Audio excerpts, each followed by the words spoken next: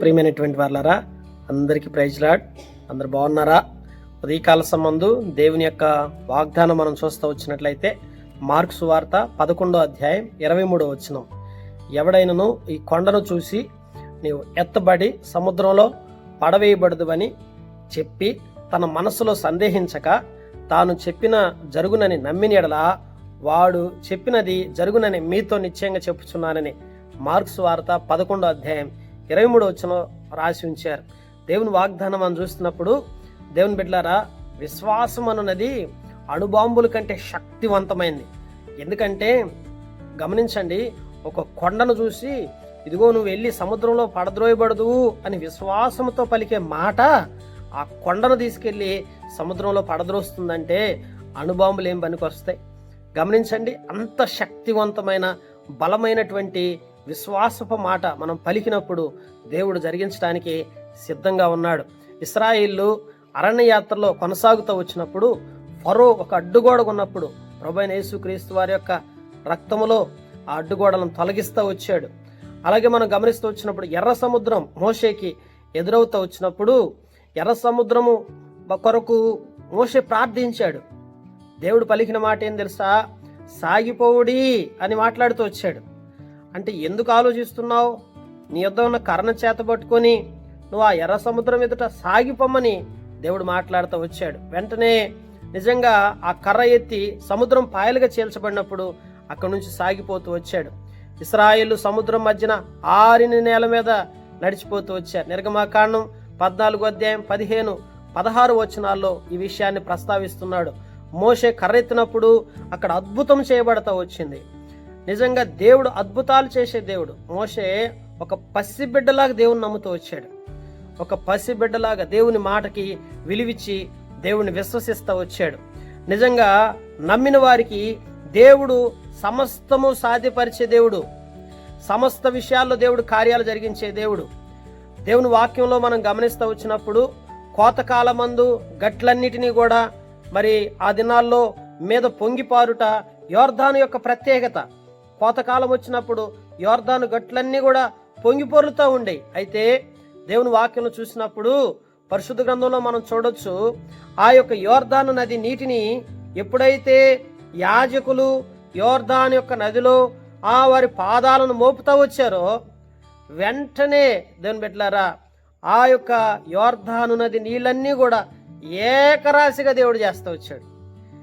ఏకరాశిగా చేశాడు. నిజంగా ఆ నీటిన ఆ యొక్క పారేటువంటి నీళ్ల విషయంలో ఎప్పుడైతే వారు పాదాలు మోపుతూ వచ్చారో దేవుని వాక్యంలో మనం చూసినట్లయితే పరిశుద్ధ గ్రంథంలో రాయబడుతూ వచ్చింది. యెహోషువ గ్రంథం 3వ అధ్యాయం 15, 16 వచనాలు రాస్తూ వచ్చున్నాడు. సారా తాను నొద్దనున్న ఆదాము పురమునకు దగ్గర ఏకరాశిగా నిలిచెను.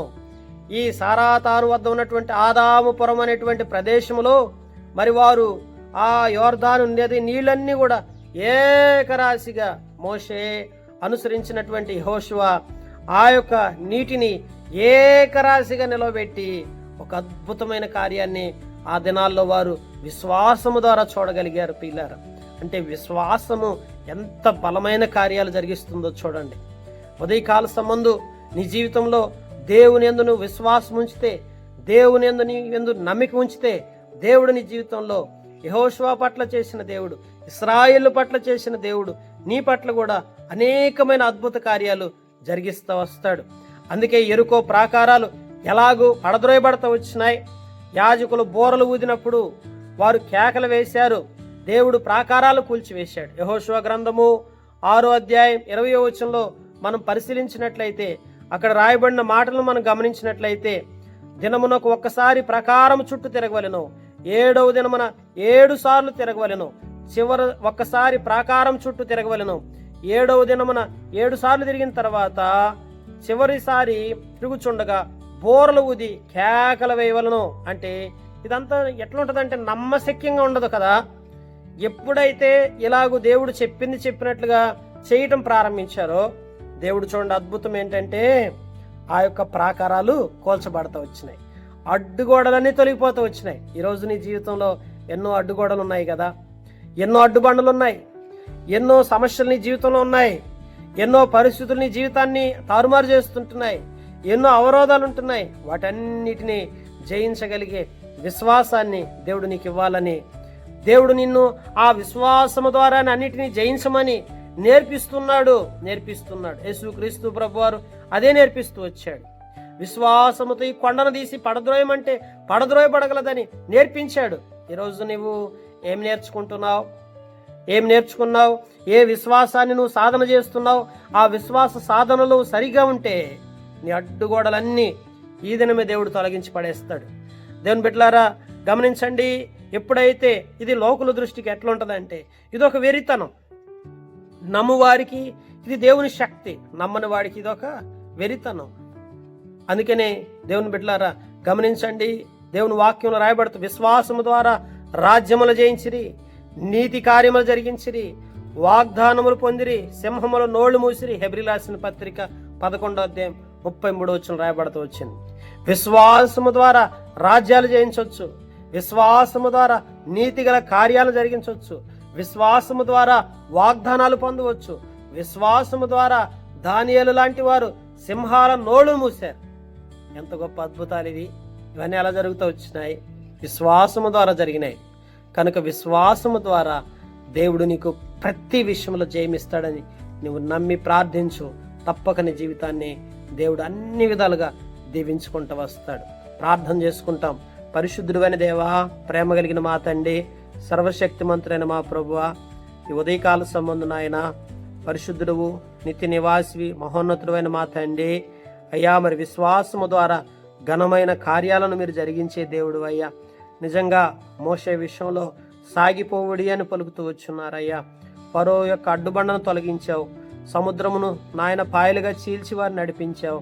యెహోషువ గారి కాలములో నాయన యాజకులు ఆ యోర్దాను నది నీటి వద్ద వారి పాదములు మోపగానే ఏకరాశిగా నీటిని నిలవబెట్టావయ్యా. ఎరుకో గోడలు కూల్చావు తండ్రి. ఎంత గొప్ప అద్భుతకరుడు నాయన. విశ్వాసముతో ఒక కొండను సముద్రంలో పడవేయమంటే పడద్రోయగలిగే గొప్ప దేవుడికి మీరు మాకున్నందుకు స్తోత్రాలు. ఉదయకాల సంబంధం ఆ రీతిగా విశ్వాసంలో ప్రతి ఒక్కరిని బలపరిచి జై జీవితాన్ని దయచేయవలసిందిగా యేసుక్రీస్తు ప్రభువారి నామం పేరిట ప్రార్థించి అడిగి పొందుకొని ఉన్నాం తండ్రి, ఆమేన్. మన తండ్రి దేవుని ప్రేమయు, కుమారుడైన యేసుక్రీస్తు ప్రభువారి కృపయు, పరిశుద్ధాత్మ కన్నుల సహవాసము సదాకాలం మనందరికీ తోడే నడిపించును గాక. Amen. Praise the Lord. God bless.